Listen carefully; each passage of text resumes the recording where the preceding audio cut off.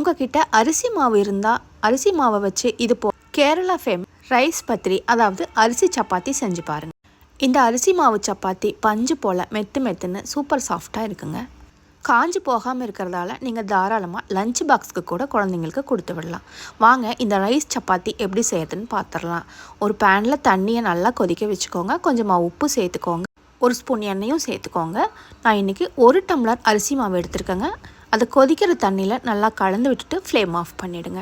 மாவு சூடு குறைஞ்சி கை பொறுக்கிற சூடு வந்த உடனேயும் கையில் கொஞ்சம் எண்ணெய் தடவிட்டு சப்பாத்தி மாவு போல் நல்லா திரட்டி எடுத்துக்கோங்க. மாவு நல்லா மெத்துன்னு சாஃப்டாக வர்ற வரைக்கும் கலந்து எடுத்துக்கோங்க.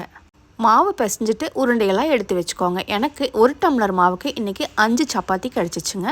உருண்டைகளை சப்பாத்தி கல்லில் கொஞ்சமாக மைதா மாவு டஸ்ட் பண்ணிவிட்டு நல்லா ஸ்மூத்தாக சப்பாத்தி போல் திரட்டிக்கோங்க. வழக்கமாக சப்பாத்தி மாவு திரட்டுற மாதிரி இந்த அரிசி மாவு சப்பாத்தியை ரவுண்டாக திரட்ட முடியாதுங்க. கொஞ்சம் ஸ்லோவாக சாஃப்டாக திரட்டிக்கோங்க.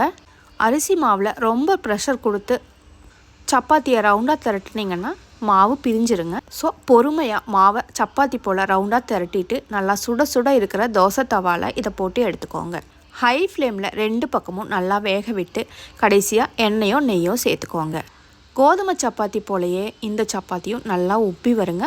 இந்த சப்பாத்தியை வயசானவங்க கூட தாராளமாக சாப்பிட முடியுங்க. ஆப்பம் தோசை போல் இந்த ரைஸ் சப்பாத்தியும் ரொம்ப சாஃப்டாக இருக்கிறதால பல் இல்லாதவங்க கூட சாப்பிட முடியுங்க. நான் இன்றைக்கி இந்த சப்பாத்திக்கு சுண்டல் குழம்பு தாங்க வச்சுருந்தேன். இந்த ரைஸ் சப்பாத்திக்கு நிறைய காய்கறிகள் சேர்த்து ஒரு கிரேவியோ, காலிஃப்ளவர் குழம்பு, சுண்டல் குழம்பு, மட்டன் குழம்பு, அவ்வளவு ஏங்க சிக்கன் குழம்பு ரொம்ப நல்லாயிருக்குங்க. நீங்களும் அரிசி மாவை வச்சு இந்த சப்பாத்தியை ஒரு வாட்டி ட்ரை பண்ணி பாருங்கள். இந்த வீடியோ பிடிச்சிருந்தால் மட்டும் லைக் பண்ணுங்கள். இந்த வீடியோ யூஸ்ஃபுல்லாக இருக்கும்னு நினச்சிங்கன்னா உங்கள் ஃப்ரெண்ட்ஸ் அண்ட் ரிலேட்டிவ்க்கு ஷேர் பண்ணி விட்டுட்டு நீங்களும் சேவ் பண்ணி வச்சுக்கோங்க. யாரெல்லாம் இந்த வீடியோவை பார்த்துட்டு ரைஸ் சப்பாத்தி ட்ரை பண்ண போகிறீங்களோ அவங்க மறக்காமல் எஸ்ன்னு கமெண்ட் பண்ணுங்கள்.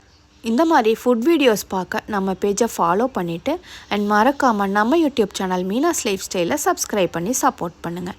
தேங்க்யூ.